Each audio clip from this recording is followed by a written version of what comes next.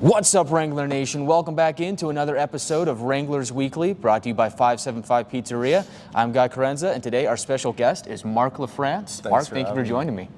It's a lot of fun, and we're happy to have you here this season. You were one of the older Wranglers that came in the newer bunch this season. And you had a big weekend in Oklahoma last weekend, and you scored the game-tying goal in Saturday's comeback. So I'll ask you, Marc, what did you see on that goal? What led to it happening, and how good did it feel to score that goal to tie the game? Yeah, it was a great momentum shift in the game. I think we just have a great group of guys. We got some great leaders on our team, and they motivate us, every game, every practice, and yeah.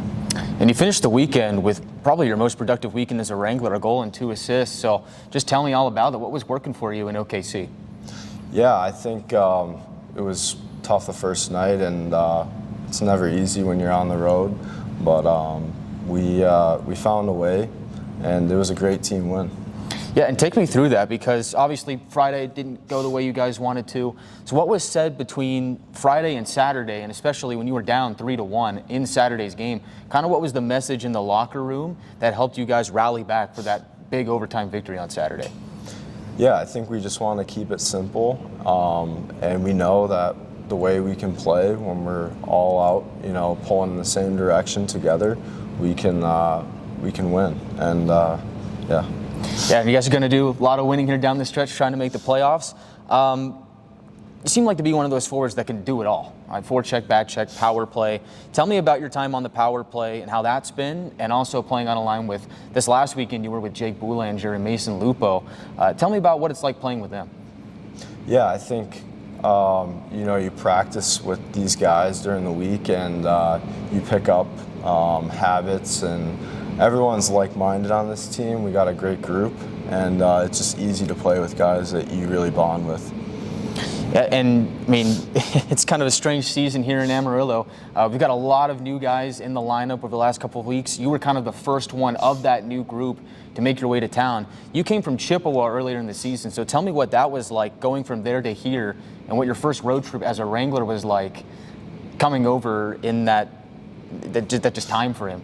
Yeah, I got the call New Year's Eve, and it didn't take long for me to pack my stuff up and get down here, and then we were on the bus down to Corpus Christi for my first weekend, and it was pretty exciting to have the opportunity to play and finish my last leg of the season in the South. It's a fun division to play in. Yeah, and tell me about that, because you have played in the South Division 4 with the Rhinos earlier on in your career. Now you're an age out, you're here in Amarillo, and we're happy to have you here. Kind of take me through your hockey journey, how you started out playing hockey, what got you into hockey, and how you eventually end up here in Amarillo. Yeah, what got me into hockey, from as early as I can remember, my dad got me on my skates when I was about 2, and I fell in love with just skating, and that became something I just kept with and started playing when I was 5, and then just fell in love with it after that. And you started in the South, went to Chippewa, now you're back in the South. How would you describe the difference in play from like a division like where Chippewa's in to kind of the South, where we know it's like gritty hockey? They call it old-time hockey. Would you say that rings true? It's got a different feel down here. The atmosphere, the energy. You get a lot of fans in the building every night, and I think, it's a different game down here. Hey, you talk about that energy. I'll ask you, what did you think about that sellout crowd when the Ice Rays were here? Another big win for you guys. I mean, that was just a raucous crowd here in this building. What was that like for you? Yeah, it's always electric to have, ton of fans in the building. You can kind of feed off the energy that they bring, and it's a lot of fun to play with fans. Yeah, and unfortunately a lot of the home stretch here for you guys, those critical games are going to be on the road, but you guys will be back here for a 3-game set against the Lone Star Brahmas on the 14th, 15th, and 16th. So get your tickets at panhandletickets.com. You guys are going to be wearing specialty jerseys for that too. Yeah. I heard those are looking pretty good. We'll do a reveal later on in the week. But back to you as a player, how would you describe your style of play, and What do you do as far as your training goes to get to that point where you're comfortable with being that kind of player? Yeah, I think my game kind of revolves around using my speed, and my skating has been a big focal point from the way I want to train. I always, I don't miss leg day. Yeah.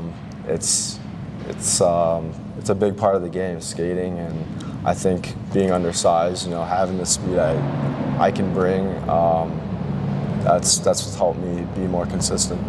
So the key is don't skip leg day, right? Get the fundamentals down. If you can skate, you're good. And would you say that rings true to some of the up-and-coming players, like just want to get into hockey? Like, what's the first thing you want to nail down? Skating? Legs feed the wolf, yeah. That's a good quote right there. We might have to use that later on in the season. All right, so moving away from hockey, tell me about yourself just personally. Like, outside of hockey, what can we catch you doing? What are some of your hobbies or in your interests? Yeah, I mean, when I have time, I like to play a little bit of guitar in the summers. But, I mean, having the ability to play golf in the South, definitely like playing with the boys. And, yeah, I don't enjoy, like, cooking a whole lot, but it's definitely something that I picked up playing away from home. Okay. And people I've cooked for, don't have much to complain about. So, yeah, I like grilling and stuff. Okay. Yeah, you a big grill guy? Like, go out and do a barbecue, or? My favorite is like pan searing steaks. Oh, dude. So You're my kind of guy then. Yeah, if you're ever over, stop by the house. I'll have to throw one on the skillet for you. That's pretty cool. How long have you been playing guitar for? I picked it up about 4 years ago. Okay. Yeah, and it's just been something I kind of like to do in the summers. It's nice. Yeah. What helps you calm down before a game? And especially when, it's a big moment, and sometimes during a game. I think I asked Daniel Resega this last week. Sometimes there's big moments in a game where you got to stay calm, cool, and composed. What kind of gets you to that level where you can just stay locked in and in the zone? What helps you out during games and before games to get to that point? I think just being around a great group of guys. In the locker room, we make it as fun as possible, and we know like where we have to focus at, but always have good vibes before, and we're just present with each other, and that really like lightens everything up. That's good, and that shows good chemistry within the group, and you guys are going to need that going down the home stretch. Big games in Albuquerque this weekend. You guys are going to New Mexico, finishing off a 4-game road trip. The game in Oklahoma was huge. To win that game on Saturday really kept your playoff hopes alive. First off, how big was it to win that game and get that momentum heading into New Mexico? And what do you guys need to do to beat the Ice Wolves, a team that has a really good goaltender in net right now in Jackson Foley? Yeah, we need to take it to them right away and keep it simple. Play to our strengths and all come together and pull in the same direction. And speaking of Jackson Fuller, he's the reigning goalie of the month in the entire league. What's kind of the approach like that from your guys' angle where, you guys have to find a way to solve them if you want to win? Is it just put pucks on net, or maybe you change up the strategy a little bit? What's the approach, especially as a forward, to trying to beat a hot goalie? Yeah, I think the biggest thing against a hot goalie is getting pucks to the net and just, creating zone time and doing the little things right. You just create your chances. Tough games on the road. Like I mentioned, a lot of them, these critical games going to be on the road, and you've played there before with the Rhinos. That building, Outpost Ice Arenas, it can get loud. And we know it's going to get loud this weekend. How do you guys tune out the noise and come up with some big upset wins on the road? It's always fun sticking it to their fans, and and when you're playing away, and yeah, I mean, it's just going to be great atmosphere, and yeah. Marc, best of luck in Albuquerque this weekend. Thank you for joining me here today on Wranglers Weekly. That'll do it for this episode. Make sure you tune in next week. Make sure you follow us on all of our social media platforms as well to stay up to date with all the news and the latest promos. That'll do it for this episode of Wranglers Weekly, brought to you by 575 Pizzeria. I'm Guy Carenza, saying so long.